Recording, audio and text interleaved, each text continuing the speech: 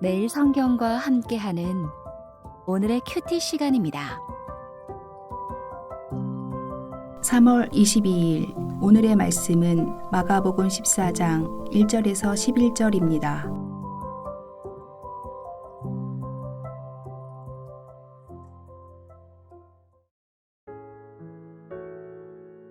이틀이 지나면 유월절과 무교절이라 대제사장들과 서기관들이 예수를 흉계로 잡아 죽일 방도를 구하며 이르되 밀란이 날까 하노니 명절에는 하지 말자 하더라.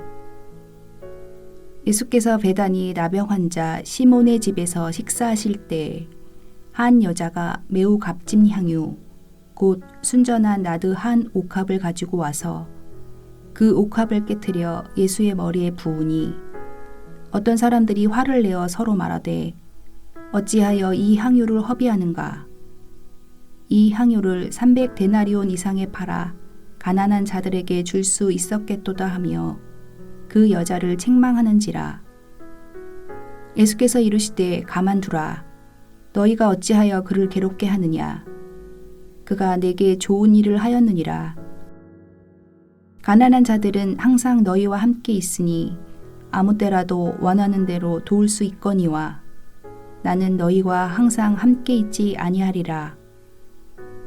그는 힘을 다하여 내 몸에 향유를 부어 내 장례를 미리 준비하였느니라. 내가 진실로 너희에게 이르노니 온 천하에 어디서든지 복음이 전파되는 곳에는 이 여자가 행한 일도 말하여 그를 기억하리라 하시니라. 열둘 중에 하나인 가룟 유다가 예수를 넘겨주려고 대제사장들에게 가매 그들이 듣고 기뻐하여 돈을 주기로 약속하니 유다가 예수를 어떻게 넘겨줄까 하고 그 기회를 찾더라. 본격적으로 예수님의 죽음과 관련된 이야기들이 전개되기 시작합니다. 오늘 본문에서는 예수님의 죽음을 준비하는 이야기를 독특한 방식으로 보여줍니다. 마가복음에는 샌드위치 구조라는 방식이 자주 등장합니다. 샌드위치 구조는 어떤 하나의 이야기를 반으로 갈라내어 그 사이에 다른 이야기를 집어넣는 방식입니다. 이런 샌드위치 구조에는 두 개의 이야기의 공통적인 소재가 존재합니다. 그 공통적인 소재는 두 개의 이야기를 하나로 엮어주면서 각각의 이야기가 지니는 의미를 생각하도록 합니다. 오늘 본문에 등장하는 첫 번째 이야기는 대제사장들과 서기관들이 예수를 죽이려는 계획을 논의하는 장면으로 시작합니다. 그러나 그들은 백성들의 폭동이 염려되어 명절 이후로 연기합니다. 그런데 뜻하지 않게 예수의 제자 중 하나가 찾아와 자신의 스승을 돈을 받기로 하고 넘겨주기로 약속합니다. 이렇게 대제사장들과 서기관들은 예수님의 죽음을 준비합니다. 두 번째 이야기는 이름 모를 한 여인의 이야기입니다. 예수님께서 베다니 시몬의 집에서 식사하시던 중에 여인 한 명이 그 자리에 찾아왔습니다. 그녀는 누가 봐도 매우 비싼 향유를 가져왔는데 그 향유를 예수님의 머리에 붓기 시작합니다. 이 여인의 행동을 보고 어떤 사람들은 호통칩니다. 왜 이 비싼 것을 헛되이 버리는가? 이 향유는 충분히 300데나리온 이상의 값을 할 것인데 그것을 더 값진 일에 쓴다면 더 좋지 않겠는가? 그들의 말에는 틀린 구석이 하나도 없어 보입니다. 그런데 뜻밖에도 예수님은 그녀의 행동을 좋게 여기시며 이것이 자신의 장례를 준비하는 것이라는 알쏭달쏭한 말씀을 하십니다. 마가는 서로 다른 두 개의 이야기를 샌드위치 구조로 만들어 뭔가를 우리에게 전하려고 합니다. 이 두 가지의 이야기는 몇 가지 공통점이 있습니다. 가장 두드러지는 것은 바로 예수님의 죽음입니다.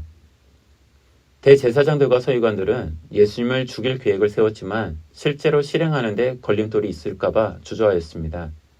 그런데 예수님의 제자인 가룟 유다가 그들이 생각한 걸림돌을 제거해 줌으로써 예수님을 죽이려는 계획은 맞아떨어진 것입니다. 여인의 이야기에서 여인은 자신이 예수님께 향유를 붓는 이유를 말하지는 않았습니다. 오로지 예수님께서 그녀의 행동의 의미를 자신의 죽음을 위한 준비라고 해석해 주셨습니다. 예수님의 말씀에 따라서 이 두 가지 이야기는 예수님의 죽음이라는 공통점이 형성됩니다. 두 번째의 공동점은 돈과 관련됩니다.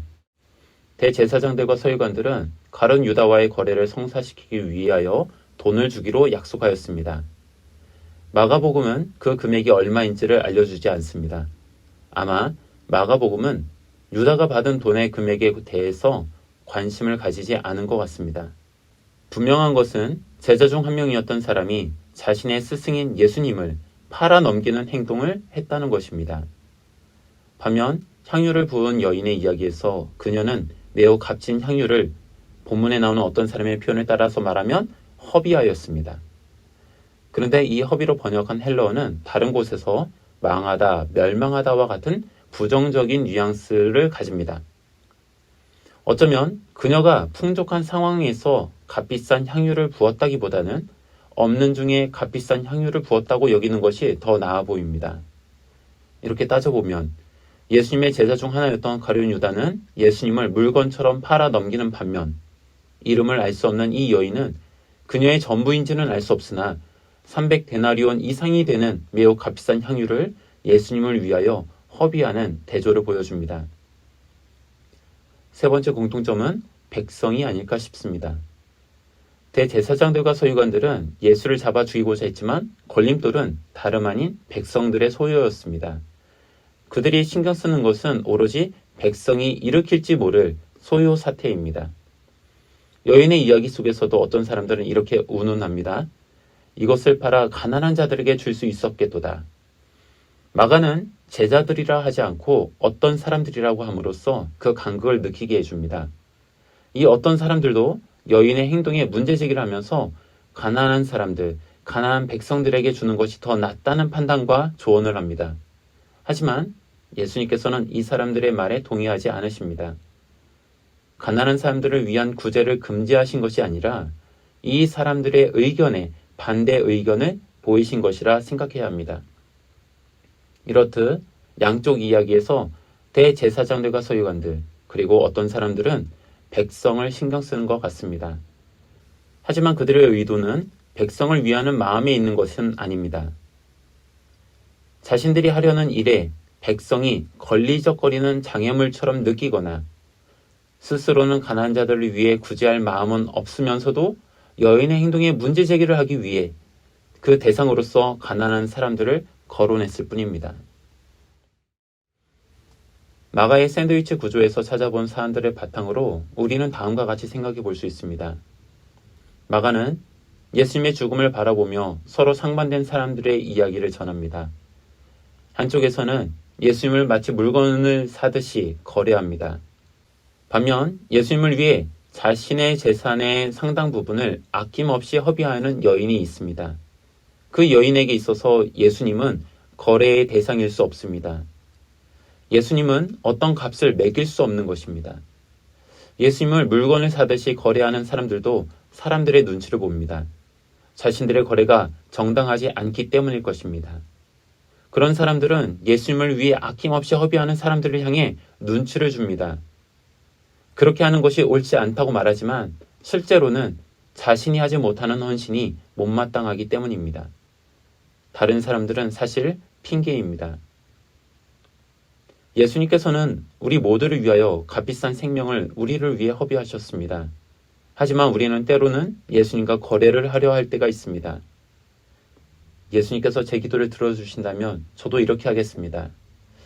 예수님, 저를 도와주신다면 앞으로 제가 가난한 사람들을 많이 돕겠습니다. 우리도 모르는 사이에 거래가 형성됩니다.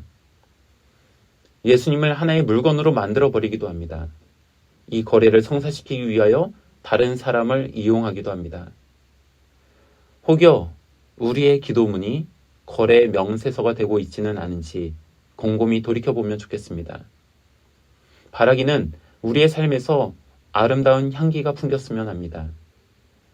값비싼 것을 드리지 않는다고 하여도 나에게 귀중한 것을 드릴 수 있는 용기가 있었으면 합니다. 주님의 죽음이 온 인류를 위한 허비와 같은 과정이었다면 적어도 우리 역시 십자가의 길을 걷는 이로써 이웃을 위한 삶의 허비를 아깝게 여기지 않았으면 합니다.